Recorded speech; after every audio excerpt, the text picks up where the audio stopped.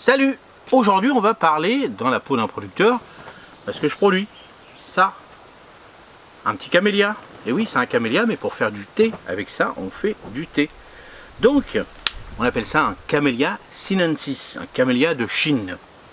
Donc ça c'est une variété de TAC, variété de thé en fin de compte. Et cette variété là, vous voyez, ça vient de la Chine, Chine-Japon, Inde, ça pousse là-bas. Et puis, donc feuillage persistant bien sûr.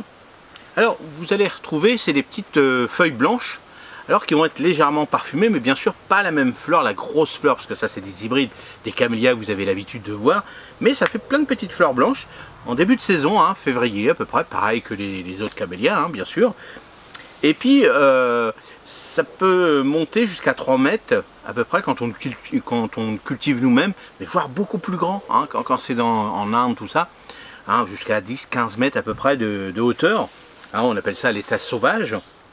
Et ce petit camélia, chez nous, alors, ce que je vais dire, c'est que chez nous, on va le cultiver plutôt mi-ombre, voire au soleil.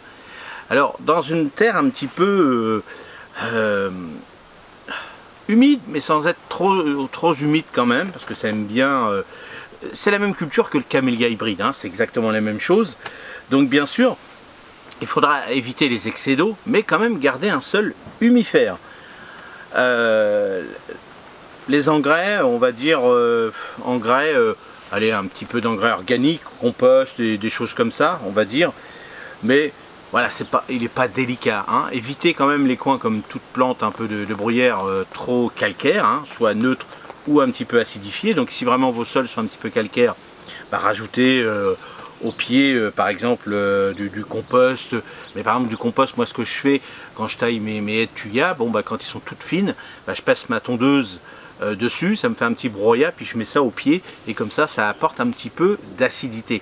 Mais moi, alors je pourrais la chance ou pas, mais j'ai quand même un sol plus ou moins plutôt acide que calcaire chez moi, mais vous le savez, c'est des sols un petit peu calcaires, ça va être quand vous avez des sols avec de la craie ou des choses comme ça, vous êtes dans une colline, vous voyez bien, on vous le dit, attention, nos sols sont assez calcaires.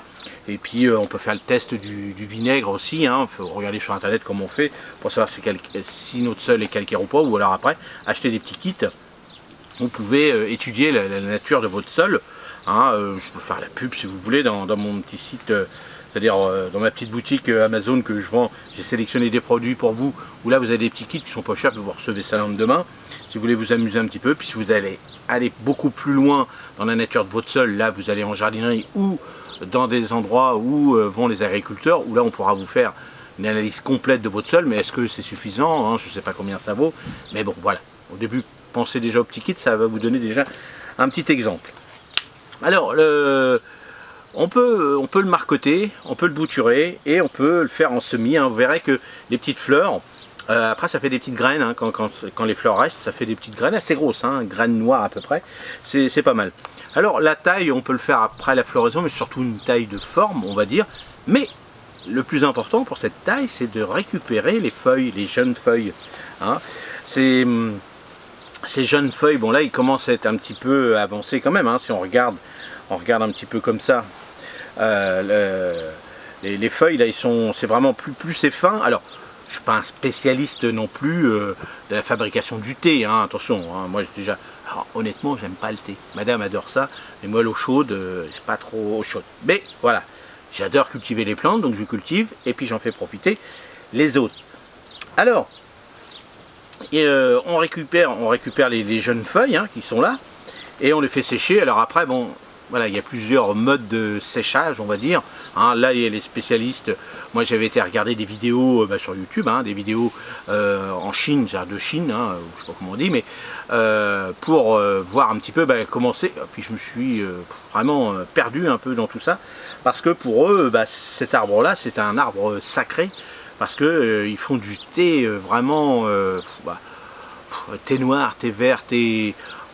Il y a plein de trucs, c'est vraiment, eux le thé ça n'a rien à voir avec nous, avec les petits sachets, puis qu'on met ça dans de l'eau, comme je fais ça tous les matins pour madame, donc automatiquement ça n'a rien à voir. Donc allez voir ces vidéos, vous tapez culture du thé en Chine ou un truc comme ça, et vous verrez plein de vidéos où c'est ancestral, faut rouler sur des planches de bois, il y a un gros chaudron pour le faire chauffer, pour faire macérer, tout ça. Vous verrez que c'est bon, c'est intéressant, mais c'est des vidéos moi qui duraient 1 heure et demie à peu près. Donc je regarde ça l'hiver quand j'ai un petit peu plus de temps, on va dire. Mais bon voilà, alors, je me suis intéressé à ça, j'ai pas tout regardé parce qu'il y en avait beaucoup. Et bon, c'était surtout le côté pour voir un petit peu comment c'était le thé, et ça n'a rien à voir avec nos thés chez nous. Peut-être que les Anglais, eux, ils connaissent tout ça, bien sûr. Ensuite, les engrais, donc bien sûr, un engrais pour plantes de terre de bruyère, hein, bien sûr, avec ça. Alors, comme je disais, les maladies, bon, un petit peu d'odium, un peu comme ça, mais c'est pas, voilà, c'est pas, on va dire, voilà, c'est pas sensible, hein, on va dire, c'est assez costaud.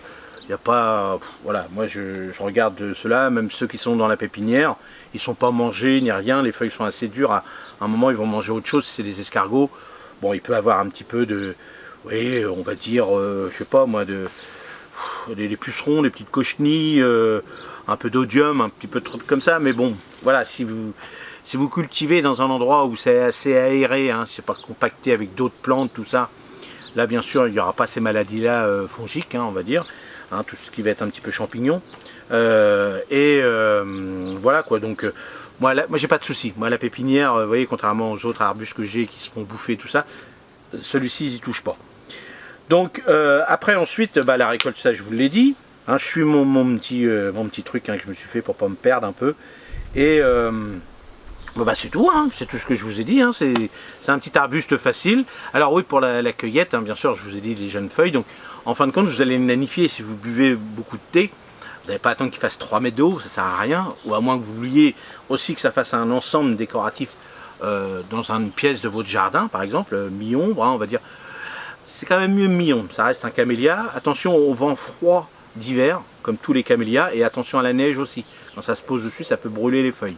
Hein, mais ça, c'est pratiquement toutes les plantes de terre de bruyère, hein, qui aiment bien un petit peu l'acidité. Donc il faut faire attention, surtout quand il y a la neige, tout ça, et des vents froids. Hein, et puis surtout quand ça fleurit, c'est à ce moment-là qu'il fait encore froid. Hein, février, il fait froid quand même. Dans certaines régions encore plus, donc faites attention. Mais c'est vrai que si vous voulez le laisser à 3 mètres, bon, vous allez le tailler après la floraison comme on dit, hein, à peu près. Mais sinon, vous ne taillez rien, vous le laissez comme ça, vous allez récupérer toutes les jeunes pousses du printemps, on va dire. Donc vous allez les tailler, et à faire en mesure, normalement il y a une petite repousse à l'automne, en fonction des régions bien sûr, et là vous reprenez votre cueillette. Donc la première cueillette c'est au printemps, hein. Alors à quel, on va dire quel degré, on peut pas dire degré, mais quelle grosseur de feuilles, je pense que là ça dépendra du thé que vous voulez faire. Comme je vous ai dit là-dessus, je ne suis pas spécialiste. Donc est-ce que la feuille doit être de tant de centimètres pour faire un tel thé ou pas, ou est-ce qu'il faut vraiment prendre des feuilles un peu plus dures pour une certaine qualité de thé, ça je ne sais pas. Donc si vous le savez, n'hésitez pas dans les commentaires.